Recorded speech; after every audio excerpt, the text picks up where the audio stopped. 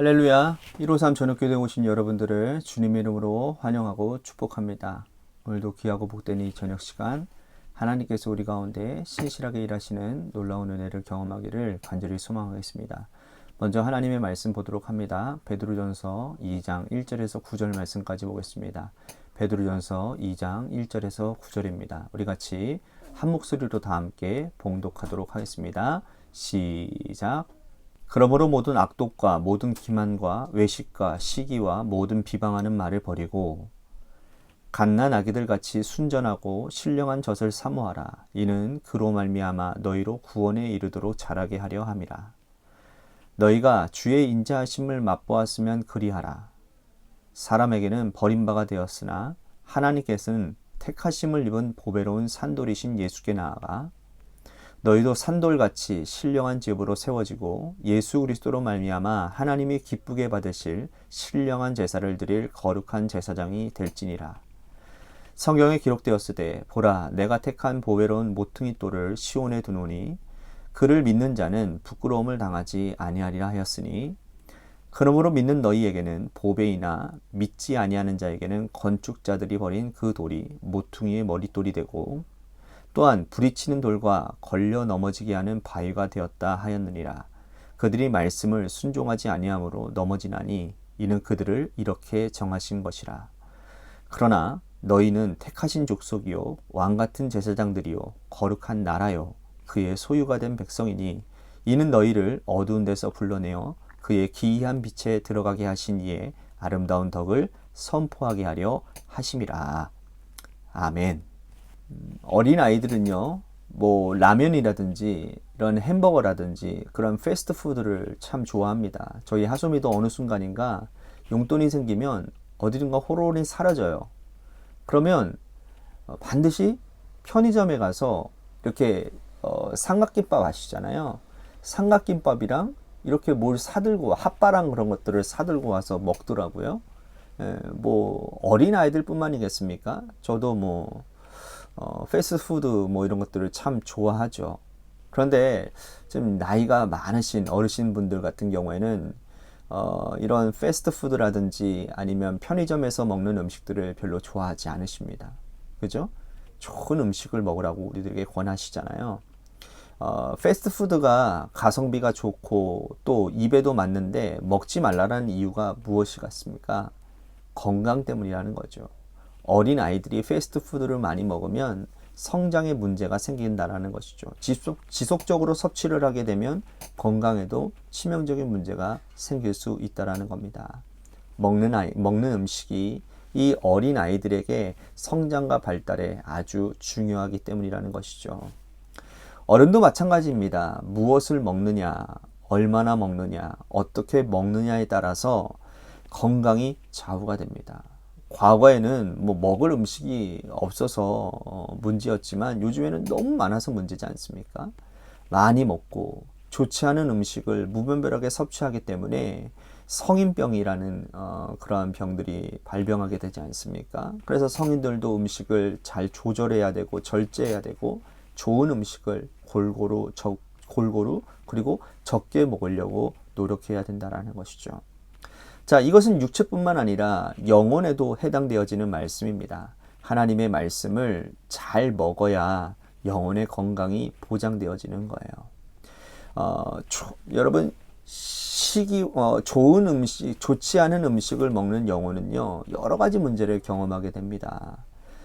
베드로 사도는 영적 성장을 위해서 무엇을 먹어야 될지를 권하고 있는데요. 우리 1절 말씀 보겠습니다.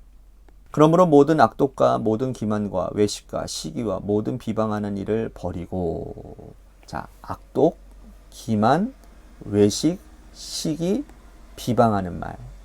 자, 이런 것들은요, 혼자 할 수 없는 것들이에요.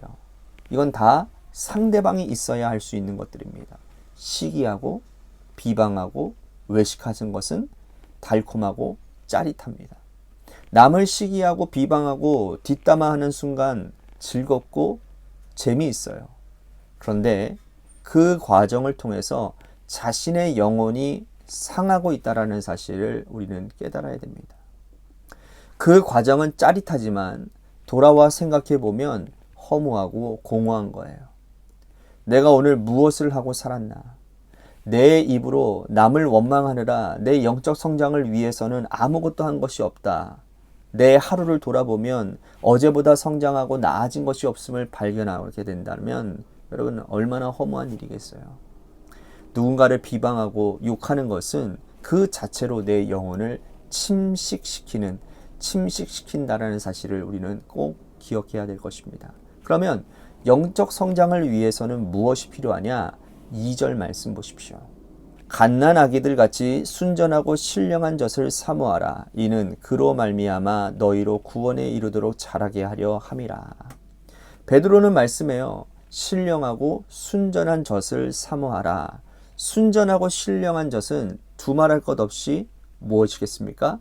하나님의 말씀이죠. 순전하고 신령한 젖을 사모해야 되는 이유는 바로 성장 때문입니다. 하나님의 말씀을 받아먹고 그 말씀을 지키려고 노력하다 보면 내 믿음은 성장하게 되어 있어요. 베드로 역시 주님을 만나고 그 과정을 통해서 성장했습니다. 그가 예수님을 처음 만났을 때 그는 아무것도 모르는 혈기로 가득한 어부였습니다. 그러나 예수님은 그를 부르시고 사람을 낚는 어부가 되게 하리라 말씀하신 후부터 베드로는 자라나기 시작했어요. 순전하고 신령한 젖을 먹으며 성장의 성장을 거듭하게 됐죠. 그래서 예루살렘 교회의 지도자가 되었고 흩어져 있는 성도들에게 이렇게 편지를 쓰며 지도자의 자리를 아주 공고하게 다져가는 그런 영적 선장의 산증인이 되었다라는 거예요. 아마 베드로에게 말씀이 없었다면 이러한 자리에 있지도 못했을 것이죠. 베드로는 이어서 이렇게 얘기합니다. 성장의 목표가 어디까지인가? 자, 5절 말씀 보도록 합니다. 너희도 산돌같이 신령한 집으로 세워지고 예수 그리스도로 말미암아 하나님이 기쁘게 받으실 신령한 제사를 드릴 거룩한 제사장이 될지니라. 거룩한 제사장이 되도록 성장하라고 말씀하고 있어요. 자, 제사장은 혈통상 레위인들만 될 수 있습니다. 그런데 베드로는 그 거룩한 제사장이 되기까지 성장하라. 자, 이 말씀 무슨 뜻일까요? 9절 말씀 보시면요. 그러나 너희는 택하신 족속이요 왕같은 제사장들이요 거룩한 나라요 그의 소유된 백성이니 이는 너희를 어두운 데서 불러내어 그의 기이한 빛에 들어가게 하신 이의 아름다운 덕을 선포하게 하려 하심이라. 자, 왕같은 제사장들이 되라 라고 말씀을 해요. 자, 혈통에 초점을 맞춘 게 아니고요. 제사장의 역할과 기능에 초점을 맞춘다라는 거예요. 자, 제사장은 하나님과 백성 사이를 연결해주는 중재자의 역할을 합니다. 우리가 믿음을 가지고 순전하고 신령한 젖을 먹어 성장하면 믿음이 어린 자들을 하나님과 이어주는 중재자의 역할을 할 수 있다는 뜻이에요. 이는 베드로 자신을 가리키는 말씀이기도 합니다. 그는 믿음이 어릴 때에는 주님께 혼나고 사탄이라고 하는 책망까지 들었던 사람이었어요. 하지만 순전하고 신령한 젖을 사모하여 성장한 후에는 영적 지도자가 되었어요. 그래서 믿음이 어린 자들에게 하나님과 연결시켜주고 그들의 성장을 돕는 그러한 사람이 되었다라는 거예요. 오늘 우리는 이 말씀을 통해서 나는 어디까지 성장하고 있는지 살펴봐야 될 것 같아요. 과연 나는 거룩한 제사장이 되었는가? 나는 믿음이 어린 자들을 하나님과 연결시켜주고 그를 위해 중보기도 하는 믿음의 백성으로 살고 있는가? 나는 아직 말씀을 가까이 하지 않고 오히려 믿음이 성장한 자에게 기대고 있지는 아니한가? 사람마다 성장해야 될 때가 있어요. 신앙 공동체에서 성장하지 못하고 직분만 가지고 있다면 직분이 성장을 담보해 주지 못합니다. 직분은 받지 않았으나 믿음이 성장한 자들에게 패만 끼칠 뿐이라는 거예요. 하나님께서 우리에게 신앙 성장의 과정을 주셨으므로 신앙의 여정에 맞게 성장하는 믿음의 백성들이 되어야 합니다. 베드로는 거룩한 제사장이 되는 데서 그치지 말라라고 말씀을 합니다. 거룩한 제사장, 왕같은 제사장에서 그치지 말고 예수 그리스도의 자취를 따라서 예수 그리스도에게까지 성장하라고 말씀을 합니다. 자, 이런 바울이 에베소서 4장 15절에서 하신 말씀과 동일한 거예요. 오직 사랑 안에서 참된 것을 하여 범사에 그에게 잘할지니라. 그는 머리니 곧 그리스도라. 그러니까 사도 바울도 우리가 그리스도까지 성장하기를 기대했고, 베드로도 우리가 그리스도의 자취를 따라 그에게까지 성장하기를 지금 구하고 있습니다.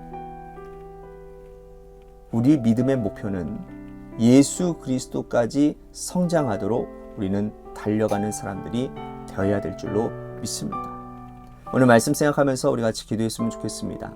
육체가 아닌 영혼을 성장하는 성도가 되겠습니다. 뿐만 아니라 그리스도에게까지 자라서 믿음이 어린 사람들을 돕는 그런 중재자의 역할, 왕같은 제사장의 역할을 감당하겠습니다. 오늘 말씀 생각하면서 기도했으면 좋겠습니다.